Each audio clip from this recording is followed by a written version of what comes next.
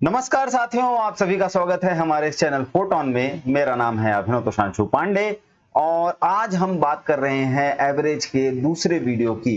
इससे पहले जो वीडियो था उसमें हम लोगों ने कुछ रूल्स देखे थे, कुछ फंडामेंटल समझने की कोशिश की थी और अब हम प्रश्नों के थ्रू जो है उन सारे कंसेप्ट्स को क्लियर करने की कोशिश करने वाले हैं। तो चलिए बढ़ते हैं हमारे प्रश्नों की ओर और देखते हैं कि क्या क्या चीजें हैं। देखिए, सबसे पहला प्रश्न है कि किसी विद्यार्थियों ने कितने ऑब्जर्वेशन लिए? भाई 12 ऑब्जर्वेशन लिए और इन 12 ऑब्जर्वेशन में एक एक ऑब्जर्वेशन का वैल्यू हमको नहीं पता है लेकिन एवरेज पता है, तो एक्स का मान निकालना। चलिए, एवरेज का फॉर्मूला क्या होता है? हमारा एवरेज का फॉर्मूला होता है A is equal to average is equal to x1 plus x2 plus x3 और ये कहां तक जाएगा? जितने भी हमारे ऑब्जर्वेशन हैं, मतलब xn तक जाएगा और डिवाइडेड बाय n ले लेने से हमको एवरेज मिल जाता है। अब यहां पर हम क्या करने वाले हैं? देखिए, यहां पर हमारा एवरेज है 12 और ये कैसे बना है? ये है 3 plus 11 plus 7 plus 9 plus 15 plus 13 plus 8 plus 19 plus 17 plus 21 plus 14 plus x. ये सारे नंबर्स जोड़ने के बाद में डिवाइडेड बाई एक्स करने से हमको क्या मिलने वाला है? एवरेज मिलने वाला है। यहां पर एवरेज मिलेगा। अब हम क्या देख रहे हैं कि जब हम इन सारे नंबर्स को जोड़ देते हैं, जो एक्स है उसके अलावा बाकी सारे नंबर्स जोड़ने से हमको यहां पर जो है आंसर क्या मिलता है? यहां पर हमको मिल जाता है answer 137 plus x divided by 12 is equal to 12। ये जो है हम लोगों को समझ में आ गया कि इन सारे नंबर्स को हम जोड़ेंगे, एक्स के अलावा बाकी सारे नंबर्स हम जोड़ेंगे तो हमको ये मिलेगा। अब देखिए, यहाँ पर क्रॉस मल्टीप्लीकेशन करेंगे, मतलब तिर्यक गुणा करेंगे, तो यहाँ क्या हो जाता है? 137 प्लस एक्स और ये किसके इक्वल हो जाएगा? 12 12 144। ठीक है, तो अब यहां पर हमको क्या मिल रहा है? देखिए, 137 प्लस एक्स किसके बराबर है? 144 के बराबर है। और अब हम क्या करेंगे? इसको दूसरे साइड में ले जाएंगे तो x is equal to 144 minus 137। यहां पर आपको आंसर कितना मिलने वाला है? तो 7 दूनी 14 होता है, मतलब यहां पर 7 आपका आंसर हो जाएगा। तो this is the correct option. चलिए आगे बढ़ते हैं और अगला प्रश्न देखते हैं। देखो, क्या है, किसी एग्जाम में क्या हो रहा है कि पहले 8 स्टूडेंट्स को कितना मिला है एवरेज? 51 का, और फिर 9 स्टूडेंट्स को 68 का, तो ओवरऑल एवरेज कितना है? 17 है।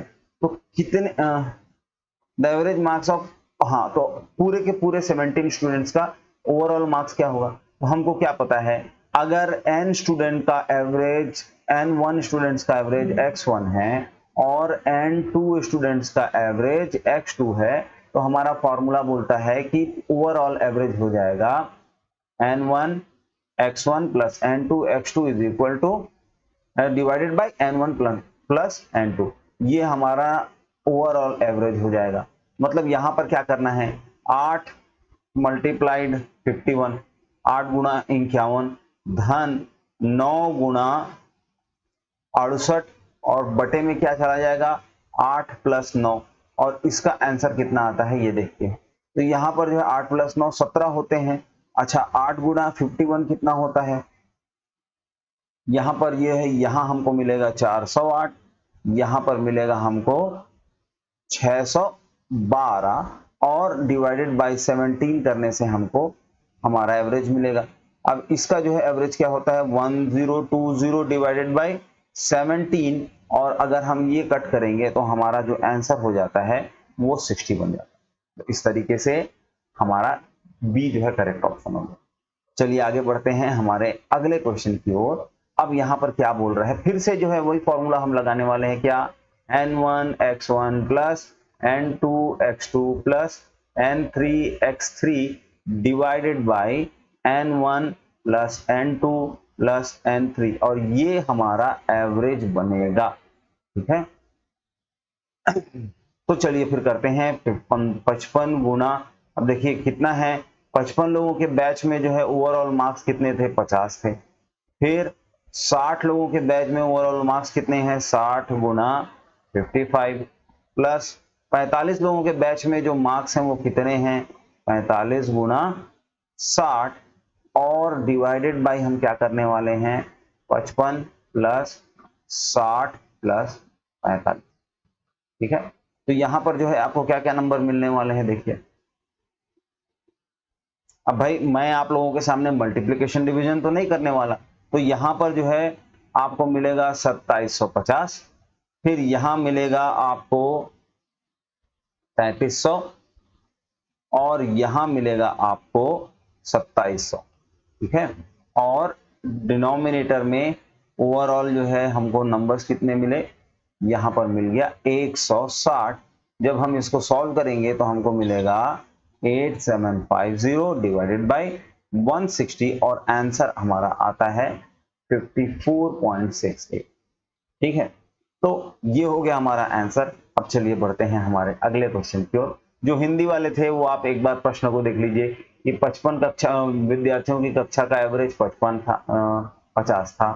उसके बाद में 60 विद्यार्थियों की कक्षा का एवरेज 55 था और 45 विद्यार्थियों की कक्षा में एवरेज 60 था। तो ओवरऑल औसत कितना है यही पूछा गया। ठीक है, चलिए अगला प्रश्न देखते हैं। और अगला प्रश्न कहता है कि किन्हीं 10 संख्याओं का औसत कितना है 7।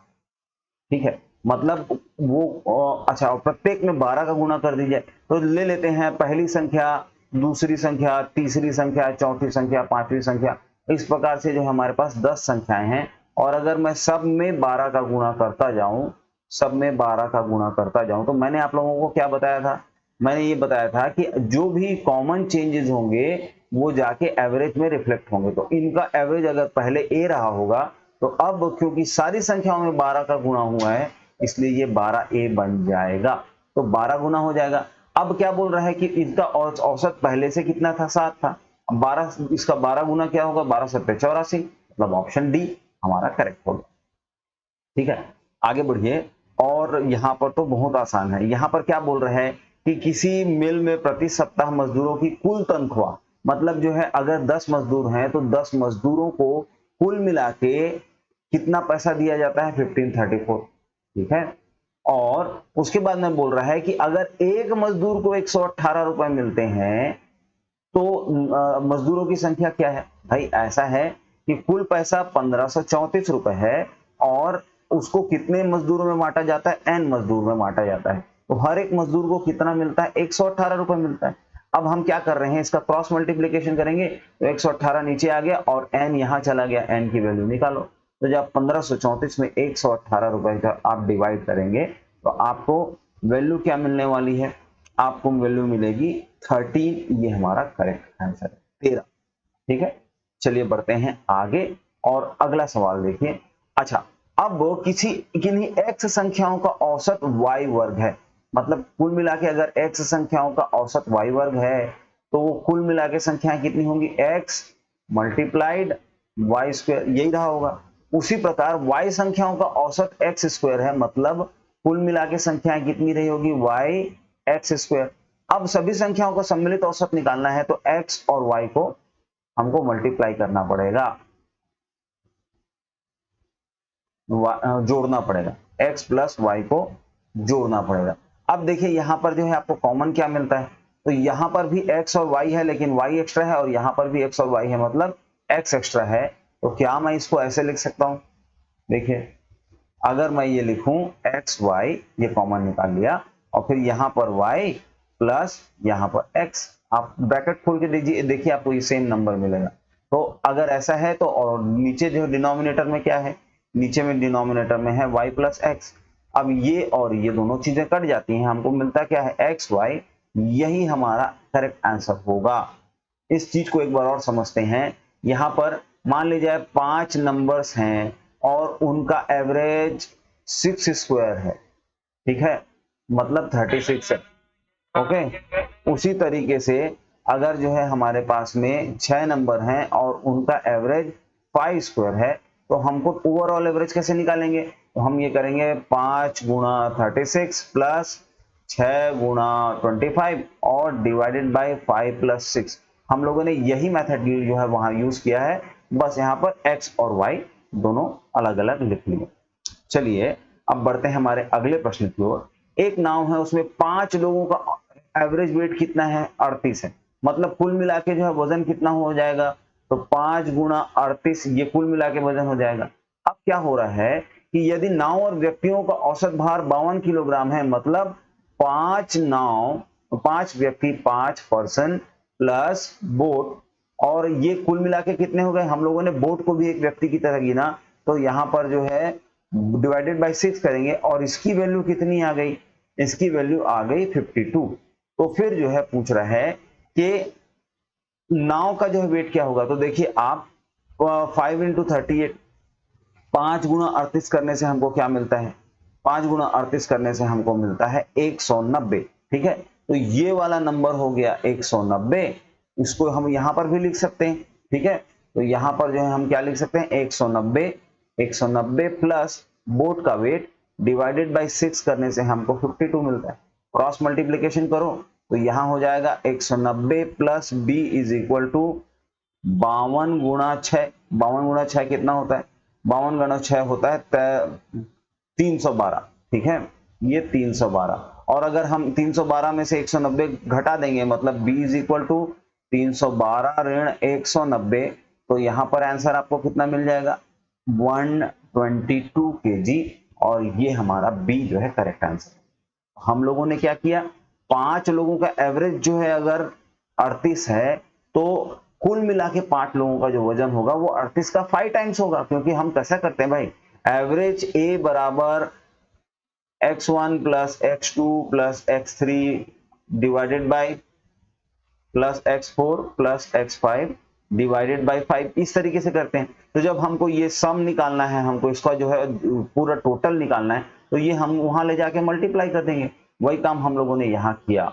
चलिए बढ़ते हैं हमारे अगले प्रश्न की ओर, और हमारा अगला प्रश्न क्या है ये देखिए। अब एक संख्याओं का औसत कितना है? y है। तो एक संख्या मतलब ये टोटल कितने नंबर्स होंगे? x into Y.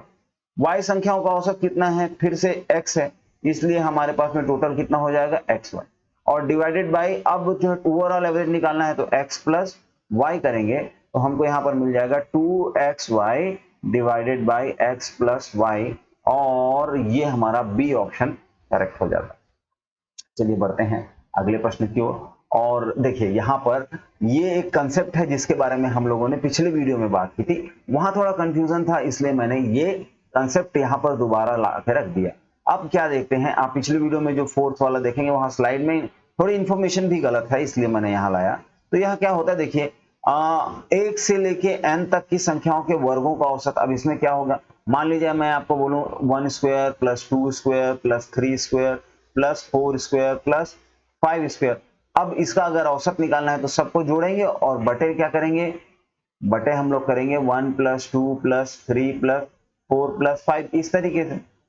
ठीक है, तो ये औसत निकालने के लिए अब हम लोग क्या कर रहे हैं देखिए कि पहले जो है संख्याओं का वर्ग कितना है?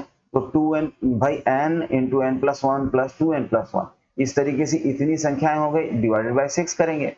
और पहली n तक प्राकृत संख्याओं का योग कितना होता है? तो पहली n प्राकृत संख्याओं का योग होता है n into n plus one.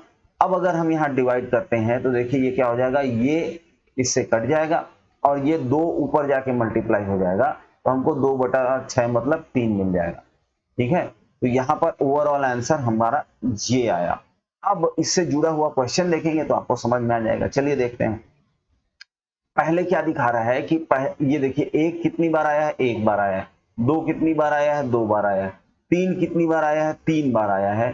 4 हमारे पास में 4 बार आया है, और 5 हमारे पास में 5 बार आया है। 6 6 बार आया है, और इसको हम लोग लिख कैसे सकते हैं? 1 into 1, 2 into 2, 3 into 3, 4 into 4, 5 into 5, 6 into 6, और 7 इंटू 7। तो अब जब हमको इसका एवरेज निकालना पड़ेगा तो हम क्या करेंगे, इन सारे नंबर्स को जोड़ देंगे। मतलब यहाँ पर हो जाएगा 1 square plus 2 square plus 3 square plus 4 square plus 5 square plus 6 square और प्लस 7 स्क्वायर, और डिवाइडेड बाय में यहाँ पर आना होगा 1 plus 2 plus 3 plus 4 plus 5 plus 6 plus 7, इस तरीके से। तो अब हम क्या करेंगे, अगर हम जो है इसको फॉर्मूला में डाल के या डायरेक्टली जो है ऐड करते हैं तो यहां हमको जो है आंसर कितने मिलने वाला है, यहां पर 140 मिलेगा और यहां पर हमको मिलेगा 28। जब हम इसको डिवाइड करेंगे तो आंसर आएगा 5। ये हमारा 5 करेक्ट आंसर हो गया। लेकिन इसी को अगर फॉर्मूला से यूज करते तो क्या होता, वहां पर हम लोगों ने क्या देखा है पिछले वाले स्लाइड में, तो पिछली वाली स्लाइड में हम लोगों ने देखा है कि ये जो फॉर्मूला है 2n+1, n की वैल्यू क्या है 7, तो 7 इंटू 2 मतलब 7 दूने 14 और 1 15, और 15/3 करने से हमको डायरेक्ट आंसर मिल जाता है 5, जो कि हमारा करेक्ट आंसर है। आप कमेंट सेक्शन में बताइए कि ये चीज आपको समझ में आई या नहीं आई, अगर नहीं आई तो मैं दोबारा समझ। चलिए, अब यहाँ पर क्या बोल रहा है, पहली क्रमागत n विषम संख्याओं का औसत जो है कितना होता है, n।